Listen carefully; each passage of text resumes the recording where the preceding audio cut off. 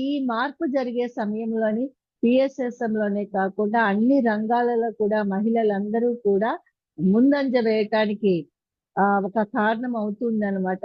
అంటే ఎక్కడ చూసుకున్నా మహిళలే ముందంజలో ఉండాలి అన్ని రంగాలలో కూడా అని చెప్పేసని ఒక వంట ఇంటికి పరిమితమైనటువంటి ఒక స్త్రీ నేడు అంతరిక్షంలోని ఒక యాస్ట్రోనాట్ దీంట్లో కూడా వెళ్తూ అంతరిక్షంలో జరిగిన ఆ పరిశోధనలో కూడా పాలు పంచుకునేటువంటి ఒక శక్తిని సంపాదించింది అనంటే, మరి మనం పూజించేటటువంటి ఆ దేవతలు ఎవరైతే ఉన్నారో సీత, తర్వాత పార్వతి ఇటువంటి ఒక లక్ష్మి ఇటువంటి వాళ్ళందరి యొక్క శక్తి కూడా మనందరిలో ఉంది. సరస్వతి దేవి యొక్క జ్ఞానము అంతా కూడా మనలోనే ఉంది.